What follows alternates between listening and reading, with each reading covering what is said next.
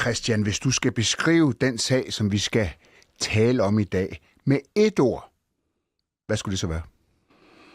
Et ord. Invaliderende. Det første, jeg tænkte, da jeg hørte om sagen, det var, at Danmark på skatteområdet virkelig, det er en bananrepublik på nogen måde. Der foregår nogle ting i det skjulte, som ikke ville få lov at foregå, hvis offentligheden kendte det.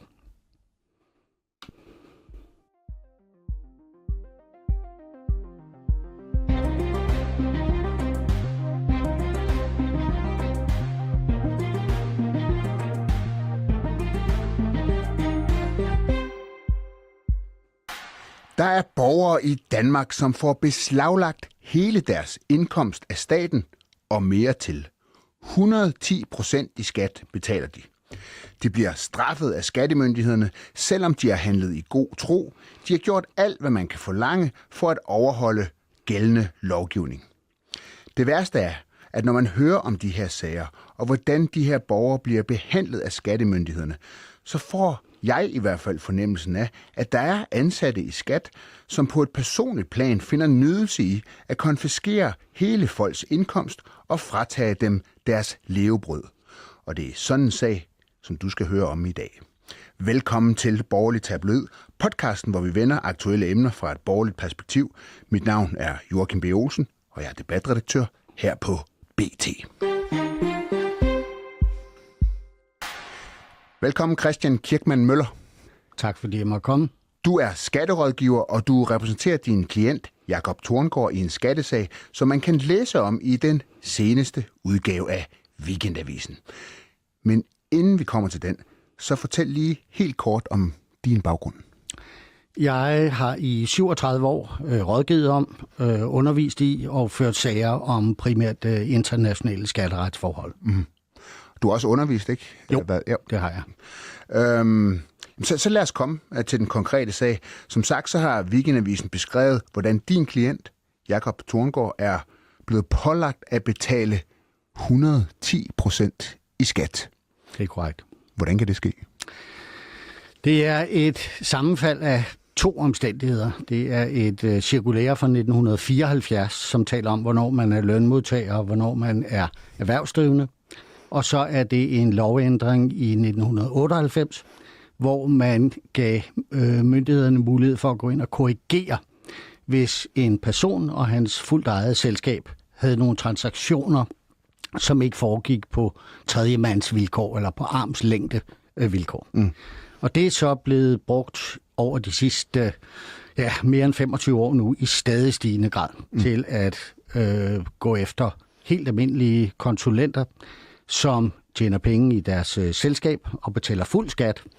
Og der kommer man så og siger, jamen vi vil beskatte dem dobbelt, så vi vil beskatte dem, vi mener, de er lønmodtagere, det beskatter vi dem først som, og dernæst så beskatter vi dem af de penge, som burde være gået til dem udenom fra selskabet. Okay, så dobbelt beskatning. Okay, så prøv lige at få, hvis du lige tager vi kan også tage udgangspunkt i Jakob, men du har en person, som er konsulent, altså det vil sige, bliver hyret af et andet selskab til at rådgive eller løse nogle konkrete opgaver, og den her person har så et selskab, og den virksomhed, som har hyret vedkommende ind, betaler så for de ydelser, som vedkommende leverer ind i selskabet. Det er korrekt forstået, ikke? Jo, lad os tage et eksempel med rundt tal. Ja. Der er en kunde, det er i det her tilfælde en stor børsnoteret koncern, som har hyret Jakob Torngaards selskab til at lave nogle ydelser. Ja. Lad os holde det for nemhedens skyld og sige, at man betaler 1 million kroner. Ja. Den 1 million kroner er blevet betalt til selskabet. Selskabet betaler 22% selskabsskat, det vil sige 220.000. Så er der 78% tilbage, eller 780.000. Dem har Jakob Torngaard så udbetalt til sig selv som udbytte. Der betaler man 42% af de 78%. Det vil sige 33% i beskatning af det. Mm-hmm. Og det vil sige, at Jakob Torngaard har betalt 22% skat i selskabet, 33% skat af udbytte, han har fået ud, 55% skat i alt. Så kommer skat og siger, at vi mener, at du er lønmodtager. Så først beskatter vi dig af den 1 million kroner, som burde være udbetalt direkte til dig. Det er 55% beskatning. Der er lidt afrundingsdifference, men store tal 55. Så siger de, men pengene havnede jo over i selskabet. Hvordan er de kommet derover? Ja, så siger man, der må Jakob Torngaard jo have skudt pengene ind. Og der er reglerne sådan, at hvis man skyder penge ind i et selskab, uden at lave en masse dokumenter med en kapitalforhøjelse osv., så er det et skattepligtigt tilskud.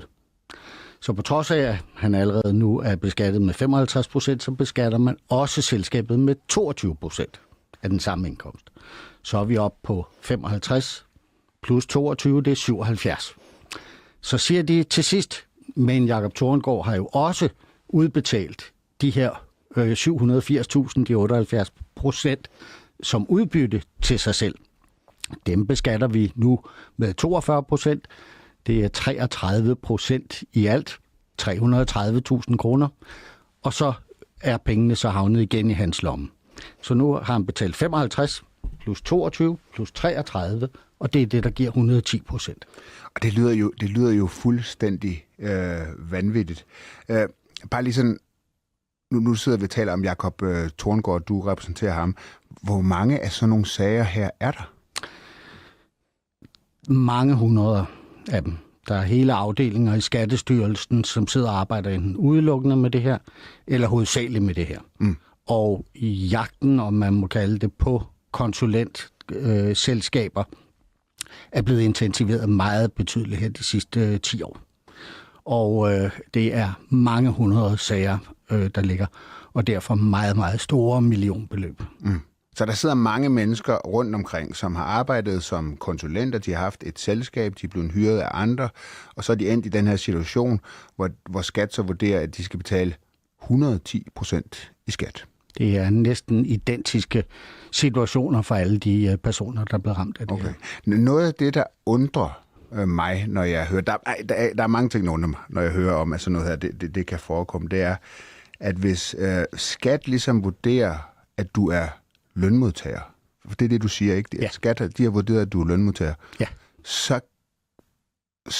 Så virker det bare, at det logiske på mig vil virke, så siger, så er det ikke selskabet. Så skal du betale skat som lønmodtager. Så hvordan man kan havne ind i en dobbeltbeskatning, det er meget svært at forstå. Ja, det skyldes den her lovændring, der kom i 1998, hvor man sagde, at hvis der er noget, som ikke stemmer med andre ord, det er ikke på armslængde vilkår, det man gør som ejer af selskabet over for selskabet, så er der mulighed for at gå ind og korrigere. Den blev sat ind i 98, den mulighed. Og der har man altså så taget denne her meget, meget bagvendte tilgangsvinkel til det, hvor man beskatter på den måde, jeg netop har beskrevet. Og den er så godkendt. Der er en højesteretsdom fra 2015, der både siger, at vi godkender den her måde at beskatte på, og samtidig, at vi ikke accepterer, at man kan lave det, der hedder omgørelse, som betyder, at man kan få lov at føre pengene tilbage, og dermed kun blive beskattet en gang. Og siden da, der har Skattestyrelsen altså taget, det er en pengemaskine for dem, det her, og det er meget store beløb for en meget lille arbejdsindsats. Hvad hvis Jakob Torngaard fra starten bare havde været lønmodtager, og altså ikke haft sit eget selskab og været selvstændig? Hvad var der så sket? Altså hvis nu skat havde vurderet, at du skulle faktisk betale noget mere i skat, for eksempel, ikke? Ja, der var det problem, at Jakob Torngaard kunne ikke være lønmodtager. Den kunde, han havde, det var en børsnoteret koncern, og de tillod ikke, at man ansatte folk til den slags opgaver, som han løste. Så det var en fuldstændig umulighed. Det er dokumenteret under sagen, og Skattestyrelsen har ignoreret det forhold. Men hvis han havde været lønmodtager, lad os lege, at der ikke var det forbud i koncernen mod det, ja, så skulle han efter grænsegængerreglerne, det er noget i den fælles nordiske dobbeltbeskatningsoverenskomst, og de svenske regler for specialiserede og højt lønnede medarbejdere, der skulle han have betalt 25% i skat i Sverige og 0 i Danmark. Okay, så skulle, ja, det er jo det, der er lidt svært at forstå, ikke? Altså fordi, jeg ved ikke, om jeg kan forklare det ordentligt, men altså det er det her med, at hvis skat vurderer, at han er lønmodtager og skal beskattes, som du beskrev det før, så siger de jo også samtidig, at skulle man jo tro, at jamen så gælder det sådan set ikke, hvad skal man sige, med dit selskab. Du er lønmodtager, det er deres vurdering. Så hvordan de så også kan komme til den konklusion, at han så også skal beskattes i det her selskab, og som så fører til en dobbeltbeskatning. Det er det, der virker meget underligt på mig, fordi du kan vel ikke både sige, du er lønmodtager, og dermed så er du ikke selvstændig, og så kommer de til konklusionen, at du skal både beskattes som lønmodtager og selvstændig. Det virker modstridende, altså det virker ulogisk i forhold til deres egen konklusion. Det er modstridende, og problemet er, at efter svensk ret og efter EU-retten er Jakob Torngaard definitivt konsulent. Han kører på den samme konsulentaftale, som 100 andre konsulenter i den her børsnoterede koncern har kørt på. Det er aldrig nogensinde blevet antastet af de svenske myndigheder. Han er konsulent efter svenske regler. Så vi ville formodentlig endelig ikke kunne gå over til Sverige og sige, jamen nu vil vi gerne beskattes derovre med 25%, fordi han er konsulent. Men Skattestyrelsen, de vurderer bare, at de går ind og kigger i et cirkulære fra 1994, som beskriver en verden, der er helt anderledes end den, vi har i 2026. Og så siger de, at efter det kriterie, som vi vælger ud, der mener vi, at du er lønmodtager. Og så falder en meget stor skattehammer. Ja, det gør noget af det, der kan undre mig, det er, at der ikke er nogen i skat, nogen i en eller anden afdelingsledelse, eller et eller andet, nogen, der har noget ansvar på en eller anden måde, som ligesom kan træffe det, jeg vil kalde sådan en sund fornuftsbeslutning. Altså sige, okay, vi har kigget på din sag, vi har en eller anden uenighed om hvorvidt du er selvstændig eller lønmodtager, og så ligesom kan sige, jamen, du skal selvfølgelig kun beskattes enten som selvstændig eller som lønmodtager. Altså det er jo kaldt sund fornuft, fordi det kan jo ikke være sådan, at der er nogen, der sådan oprigtigt mener, at det er sund fornuft, at man skal betale 110% i skat. Forstår du, hvad jeg mener? Altså det er som om, det er sådan almindelig skøn, menneskelig skøn, om man vil, at det er fuldstændig fraværende i det her system. Jeg tror, der er 2 forhold, der gør sig gældende. Det første er, at nu har jeg som sagt været i skatterådgivning i 37 år, og der er sket en stor ændring af, hvordan skat, det som nu i praksis er Skattestyrelsen, hvordan det fungerer. I gamle dage, der var det båret det, der hedder legalitetsprincippet, som var, at man skulle finde en juridisk korrekt løsning, og så skulle man samtidig have et blik ude efter retssikkerheden. I dag, der har Skattestyrelsen udviklet sig til at være en provenydreven koncern. Og det vil sige, at man kører altså efter at maksimere skatteindtægterne, hellere end at gå ind og kigge på rimelighed og kigge på, vi kan ikke invalidere de folk, der bærer vores samfund. Det andet er, at og det oplevede vi i Jakob Torngaards sag, at der har indsneget sig en holdning blandt medarbejderne i Skattestyrelsen, og det har jeg set i mange forskellige sager, hvor man mener, at det at være erhvervsdrivende sådan lige er på kanten af loven. Vi sad i Jakob Torngaards sag og havde brugt knap 2 timer på at gennemgå det juridiske. Altså så, med Skattestyrelsen? Det var med vi var til et møde? Hvor vi var til et møde. Der skiftede jeg så spor og sagde, og der var også en anden ting, som jeg synes, vi skal have for øje her. Jakob Torngaard har i 20 år drevet den præcis samme virksomhed som konsulent i selskab. Han har hvert år betalt sine 55% i skat. Og nu kommer I de 2 år, hvor han har været heldig at få en kunde, som kunne betale store beløb. Han arbejdede 15-16 timer i døgnet i 1,5 år. 16 timer om dagen i 1,5 år. Og nu tager I så de penge, som han har tjent, hvor han for første gang har fået noget, han kan begynde at lægge af til pension, og så beskatter jeg med 110%. Det er jo invaliderende for en familie. Der er jo ikke nogen som helst, der kan klare at betale det. Og der var det instinktive svar, som kom, jeg vil sige meget venlige damer her, men der kom svaret med det samme for en af dem. Jamen, så kan man jo bare lade være med at sætte sig op på den måde med holdingselskab og sådan noget. Altså som man altid har gjort. I mange år han har arbejdet på den måde. Han har gjort det på den måde. Det er sådan, at næsten alle, der driver virksomhed i selskabsformer, opretter sig. Man har typisk et driftsselskab, og så har man et holdingselskab. Det er den måde, hele skattesystemet er bygget op på. Men er det, du siger, er, at fordi han kun har én kunde, altså hvis nu han har haft 3 kunder på samme tid, som han løste opgaver for, så har det været en anden situation. Altså er det, at han pludselig har én kunde i stedet for flere, der gør, at de bliver, hvad skal man sige, at de træffer sådan en beslutning? Det siger de, at det er fordi, han kun har haft én kunde. Og omstændighederne her var, at det var så tidskrævende, den her kunde, at der simpelthen ikke var mere tid for Jakob Torngaard til at have andre kunder. Ellers havde han andre kunder. Ja. Men derfor så var der simpelthen ikke tid til andet end at have én. Jamen, det er det, jeg tænker på. Det er derfor, de kommer til det der med, at fordi han kun har én kunde i en periode. Er det det, der gør, at de så siger, så er du lønmodtager? Hvis han nu har haft 3 kunder, han arbejder for, så er det jo meget svært at sige, at han var lønmodtager i 3 selskaber, for eksempel. Det siger de er en af de 2 angivne årsager, men jeg kender til en anden sag, hvor der har været 4 eller 5 kunder, og der har man også, truffet beslutning om det. Okay. Det var en lidt speciel sag, men det er i hvert fald, det sker også, når der er mere end 1 kunde. Det, der får mig, noget der lidt også undrer mig, det er, og jeg kender trods alt lidt til politik, men jeg kan jo meget vel tage fejl her, men jeg har faktisk svært ved at forestille mig, at der er nogle politikere, som rigtig har haft en intention om, at nogen skulle kunne ende i den her situation. Jeg har da også set, at både røde og blå tidligere og nuværende skatteminister ligesom har sagt, ej, den her situation, den går ikke. Men det har de sagt i meget, meget lang tid. Altså, jeg tror, det er svært at opstøve en skatteordfører. Jeg ved ikke, måske i Enhedslisten. Det skal jeg ikke kunne sige.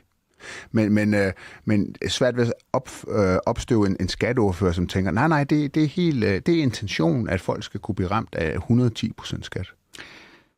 Politikeren ved ikke, at det her foregår. Okay. Det er noget, der foregår skjult, og Skattestyrelsen ønsker, at det her skal forblive skjult, fordi der er så mange penge i det, som jeg beskriver, og det er så få relativt velstillede mennesker, som man rammer, men man rammer dem invaliderende. Så det at kunne tage så mange penge ind fra så få mennesker, er jo selvfølgelig ud fra en provenubetragtning meget attraktivt. Årsagen til, at det ikke sådan giver større ramaskrig, eller har givet større ramaskrig, det er foregået, det startede for 25 år siden, det er, at, og det sagde jeg til Jakob Torngaard, da jeg påtog mig sagen, at der findes ikke nogen støttegruppe for folk i Danmark, som tjener 500.000 kroner eller mere om året. Det er folk, som man siger, de må have råd til advokater og så videre, så de skal nok klare sig. Så der er simpelthen ikke nogen, der interesserer sig for dem. Hvis det her havde ramt en ansat i supermarkedet eller i fiskefileteringsfabrikken, så var det her blevet stoppet for 25 år siden. Hvilket det selvfølgelig også skulle, fordi det er jo et princip, det her. Altså, ja. Men det er jo derfor, det er et problem, at folk bliver behandlet forskelligt, alt efter hvad de foretager sig, og hvor mange penge de ligesom tjener. Altså det er da et brud med nogle helt fundamentale principper i et retssamfund. Bestemt. Men nu er der jo kommet sådan ret skarpe udtalelser, både fra skatteministeren på det her, på artiklen i Weekendavisen, og også fra øvrige ordfører. Og det viser, at det er noget, som folk slet ikke kan tro finder sted. Men vent og se, når der nu skal gøres noget ved det. De håber på, at den her historie dør ud nu, sådan at der ikke at den så langsomt forsvinder i sommerheden, og så skal den til at blive taget op igen til september eller oktober, når Folketinget åbner igen.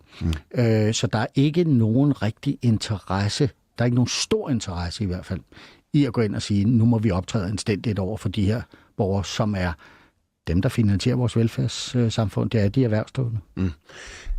Noget af det, som jeg sådan tænker, det er, at jeg synes jo, det har sådan noget totalitært over sig, i den forstand, at du har det virker som om det er sådan et system i systemet, lidt stat i staten. Altså du har en styrelse, nogle myndigheder, som ligesom smider retssikkerheden totalt ud af vinduet og har et fokus, det er jo det du siger, et fokus, der bare handler om provenu. Vi skal bare krasse så mange penge ind, som det er overhovedet muligt, uanset om vi så ødelægger folks liv. Altså, det må jo være helt ekstremt stressende og fylde helt vildt meget i folks hoveder, at man har en skatteregning. Man skal betale mere, end man har tjent i skat. Man skal beskattes af de samme penge 2 gange. Ja. Men, så jeg forstår simpelthen ikke, hvordan man som skattemedarbejder kan gå hjem fra arbejde en dag og tænke, nu har jeg smækket en skatteregning på 110% i hovedet på en person, og så gå hjem fra arbejde med god samvittighed. Det forstår jeg simpelthen ikke, fordi jeg synes simpelthen, der er et menneskeligt aspekt, som man er nødt til at se bort fra, hvis man kan gå hjem fra arbejde med god samvittighed. Men det har jeg set i mange sager, at det, der driver medarbejderne, det er ikke ondskabsfulde mennesker. De personer, vi mødte i Jakob Torngaards sag, meget behagelige mennesker, men de har en bagvedliggende opfattelse af, at erhvervsdrivende, det er sådan nogen, der er lidt uldne i kanten. Og dermed er det, de siger, det er, nu gør vi retfærdighed for samfundet ved at trække de her store midler ud af dem. Og det der med, at det er 110%, og at normalt mennesker betaler 55%, det fortaber sig i tårerne. Det er ikke noget, det er ikke noget definitivt, som de taber søvn om natten på. Det må jeg bare sige. Det synes jeg er vildt. Altså fordi sådan, så ud over at frihedsberøve folk, altså sætte folk i fængsel, så det at så tage alle deres ressourcer fra dem. Altså det er jo noget af det allerhårdeste indgreb, du kan gøre i et menneskes liv. Simpelthen at tage deres ressourcer fra dem, tage deres penge fra dem. Og det undrer mig vitterligt, at det fylder så lidt, altså det aspekt fylder så lidt hos vores myndigheder, når man sidder over for et andet menneske og siger, jamen jeg kan selvfølgelig godt se, at jeg kommer til at tage alle dine penge og mere til. Alt hvad du har tjent, alt hvad du har arbejdet 15 timer om dagen for, det tager jeg fra dig. Og så kommer du vel også igennem, det må du så fortælle, men det er jo ikke noget, det vil over lang tid, sådan nogle sager, de kører. Jeg går ud fra, at man kan vel anke sådan nogle sager, og prøve at få dem omgjort og sådan noget, men ja, det tager vel år. Ja, altså, man kan sige, i Jakob Torngaards tilfælde, der er der jo tale om, at den opsparing, som han har langsomt opbygget gennem 20 år, den er væk. Det var hans pensionsmidler. Han har ikke nogen pension. Han havde sin opsparing i sit selskab. Den er væk. Han har nu måttet optage et millionlån i banken for at kunne betale skatten, for ellers ville renterne være invaliderende i sig selv, hvis han gik hen og tabte i sidste. Det er 7%, ikke? Eller sådan noget. 7% du betaler i renter. Som ikke er fradragsberettiget. Og derfor er det næsten umulighed at komme igennem. Så han har altså fået nulstillet sin karriere. De sidste 20 år, de er forsvundet for ham. Og det kan jo kun lade sig gøre, hvis man fra myndighedens side har en opfattelse af, at jamen, han har sikkert gjort noget, han ikke skulle have gjort. Og så må vi sige, jamen, så skal I altså ophæve alle dem, der bidrager til det danske samfund, fordi det er de erhvervsdrivende. I den offentlige sektor, det er jo ikke folk, der bidrager til økonomien. Det er folk, der holder orden i samfundet. Men dem, der tjener pengene, det er jo de erhvervsdrivende. Ja. Altså, jeg synes, folk skal gå ind og læse artiklen i Weekendavisen, hvor sagen ligesom bliver beskrevet. Men der er der også eksperter, der står frem i den artikel og ligesom siger det her med, at de mistænker simpelthen den her praksis. Det er også lidt det, du siger, at de mistænker, at det netop handler om, at det bare om at krasse penge ind til den store statskasse. Altså det her blik for, at der er faktisk nogle mennesker, der har ødelagt deres liv, det mangler. Jeg vil gætte på, at der er over 1000 mennesker, der er blevet ramt af det her. Det er mit gæt. Det er ikke offentliggjort, de her ting, jeg har set. Der er ved at blive stillet spørgsmål til skatteministeren om, hvor stort et omfang det har. Men det er mange, mange hundrede, og jeg vil gætte på, at det er over 1000. Og det vil sige, at man går altså ekstremt voldsomt til værks over for 1000 mennesker. Okay, så lad mig lige spørge noget, fordi der kan måske sidde nogen og tænke, det ved jeg ikke, siger, ja, men altså, hvad har han på en eller anden måde dummet sig, eller sådan noget. Altså, han har vel haft revisorer, folk, han har eksperter, han har talt med, som ligesom har sagt, at jamen, det her, du gør ikke noget forkert. Altså, har han været i god tro i den forstand, at han har fået professionel rådgivning til, hvordan han skal tilrettelægge sin økonomi i forhold til, hvad han tjener osv.? Han har haft revisor, han har punktligt afleveret sine årsregnskaber hver eneste år, han har punktligt lavet selvangivelser, både personlige og for sine selskaber, og der er ingen, der har reageret i 20 år.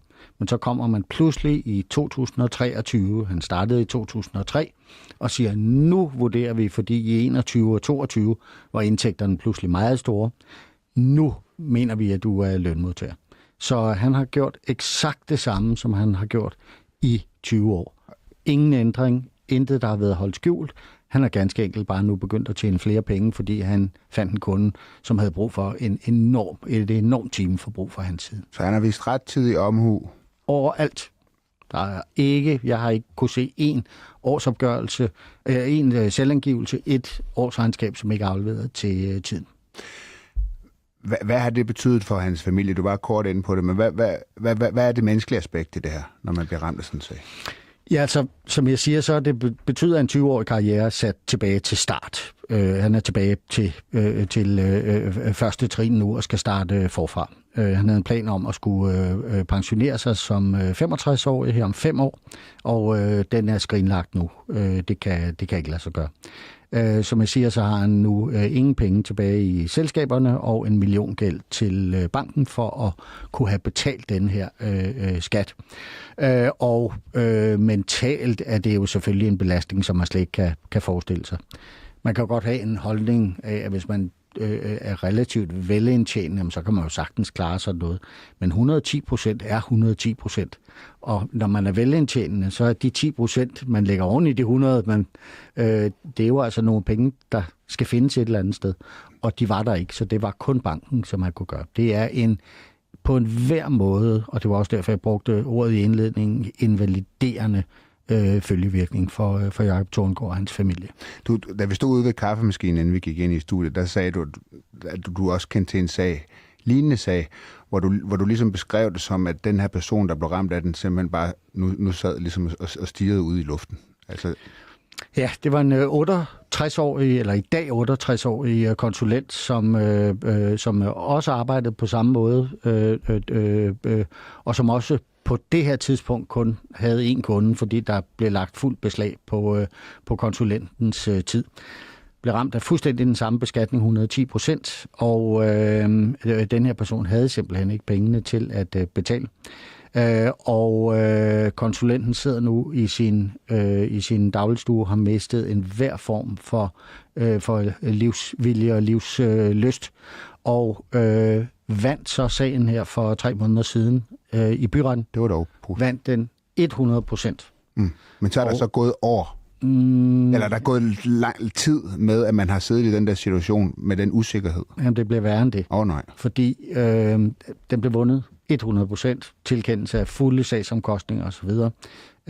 Og kammeradvokaten, som repræsenterer Skatteministeriet, har en regel, som er stukket ud, der siger, at de må ikke anke sager, der bliver tabt ved domstolene, medmindre der er tale om sager med virkelig principiel juridisk værdi i det. Og det havde man under sagen gjort gældende, at der var ikke noget specielt ved den her sag. Det var en helt almindelig sag uden principiel betydning. Men da man så tabte den, så fik den pludselig principiel betydning, og inden 14 dage efter, at dommen blev afsagt, der ankede kammeradvokaten sagen til Skatteministeriet. Jeg vil blive overrasket, hvis den her konsulent er i live, når der kommer en dom fra landsretten. Ja, det er jo deprimerende at lytte på sådan noget. Det er jo virkelig alvorligt. Hvad så med Jakobs sag her? Altså, hvor lang tid den kører, hvornår regner du så med, at den kan være afsluttet? Der kom afgørelser. Han fik først de såkaldte agterskrivelser, der hvor Skattestyrelsen sagde, hvad de gerne ville gøre ved hans årsindkomst.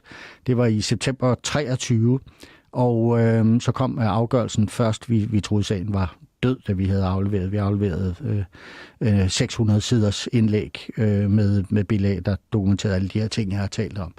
Og der havde vi troet, den var død, men så på sidste dagen, den 30. juni 2025, der kom afgørelsen.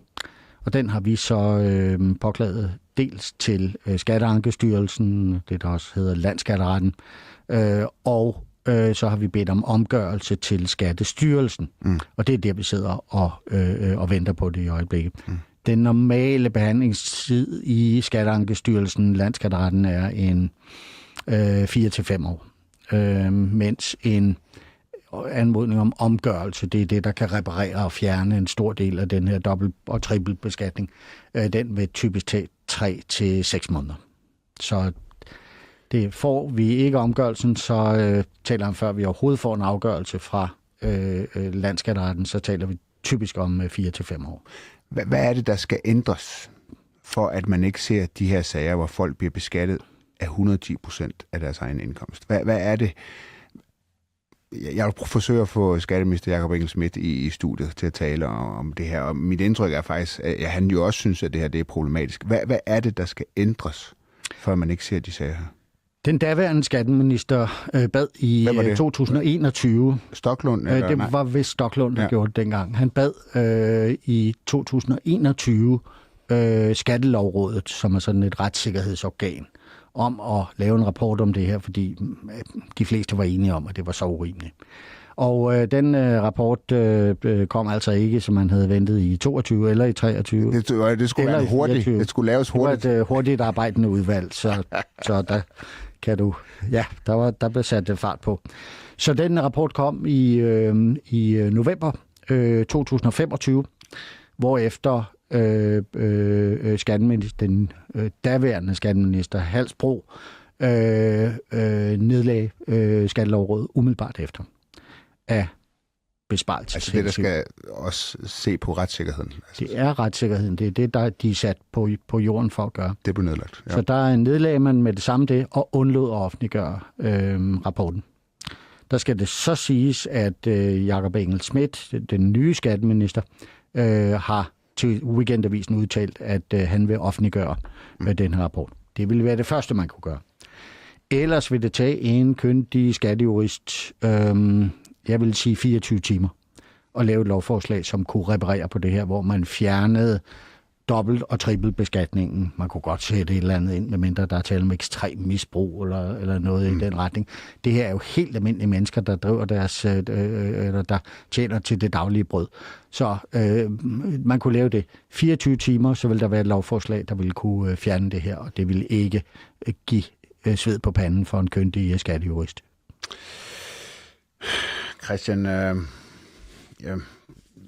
det er jo en helt vild sag, og jeg holder nu fast i, at det her, det har altså mindelse om en eller anden bananrepublik i den forstand, at det er et system, der på en eller anden måde er helt...